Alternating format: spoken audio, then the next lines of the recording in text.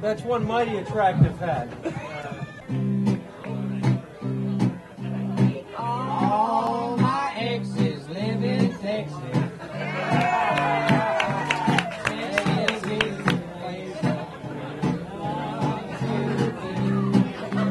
All my exes live in Texas. That's why I hang my hat in Tennessee. Some folks think I'm hiding. It's been rumored that I'm dying. I'm alive and well in Tennessee.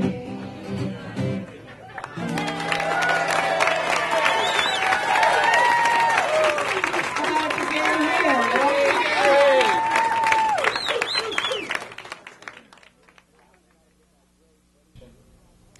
Gary's voice may not have been that great, but he did drive well in this year's competition. All right, on to the next day's competition. In the 3-axle class, representing Roadway were Randy DeVault,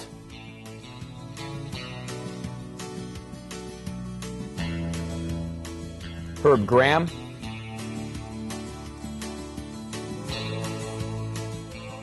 Daryl Ledford,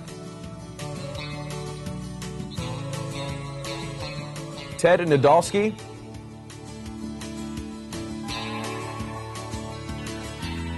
Gary Ott,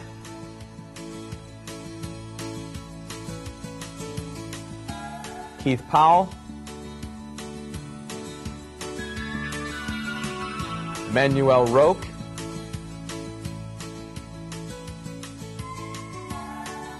and Bruce Sidor. There were 48 drivers in the 3-axle class. The competition was very tight. Only 26 points separated first and 10th place. The top 3 Roadway drivers were Ted Nadolski at 28th place, Herbert Graham at 22nd, and Gary Ott, who finished 3rd overall. More on Gary later in the show. In the 5-axle class, there were 48 drivers. Roadway had 3 representatives in the likes of Robert Davidson, who finished 5th,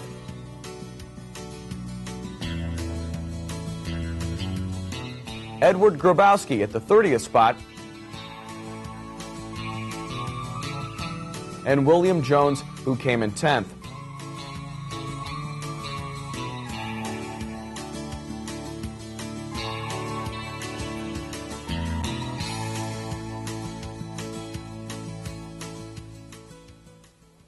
Of course, while the driving competition was going on in front of the audience, 2 important scoring events were held behind the scenes. First, the pre-trip inspection. It's just the driver and the judges.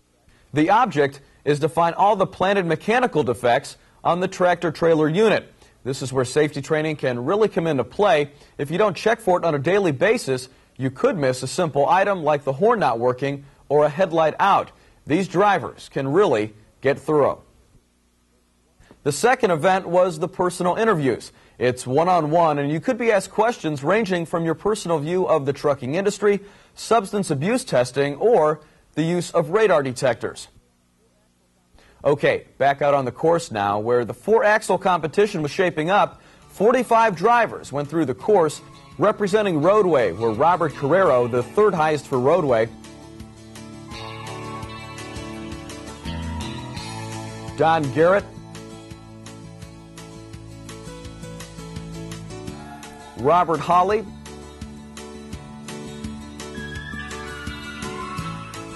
Willie Holter, the 2nd highest for Roadway, and Lester Jones, who ranked 1st for Roadway and 3rd overall. More on Lester in just a bit. Finally, the 5-axle flatbed class. 48 drivers competed this year in this class, and Roadway had 3 representatives: Terry Campbell,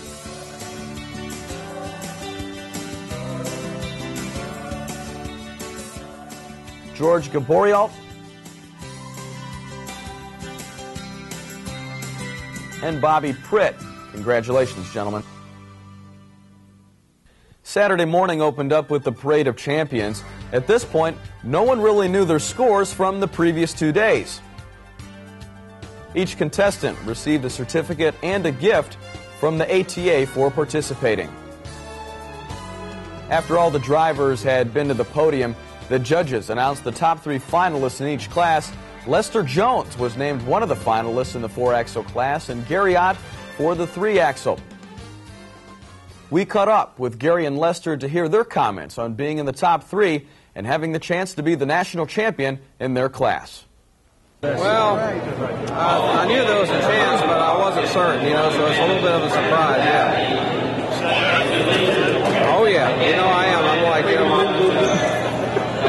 Not really. There's some guys ahead of me in driving. Thank you. You bet. Thanks. I can't believe it. Congratulations. I'm excited. And right now, let's take a quick look at Gary and Lester during their run in the finals.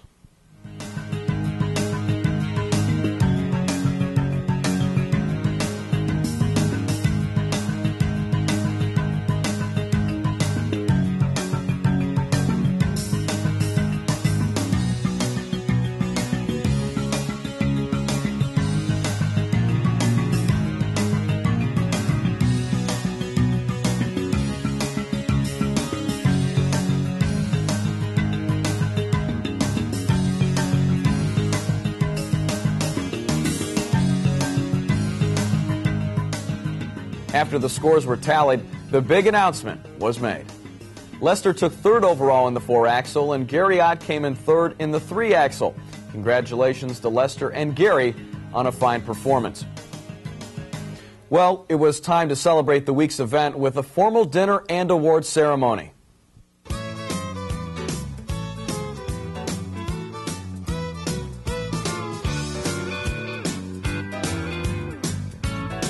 It was obvious that Roadway was well represented when Jerry Hughes was announced as a member of the ATA. Jerry Hughes, Roadway Express, Ohio.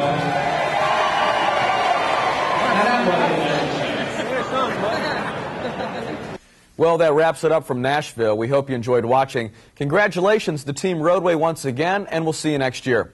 Until then, this has been Pete Michael for Roadway and the 1992 National Truck Driving Championships. So long.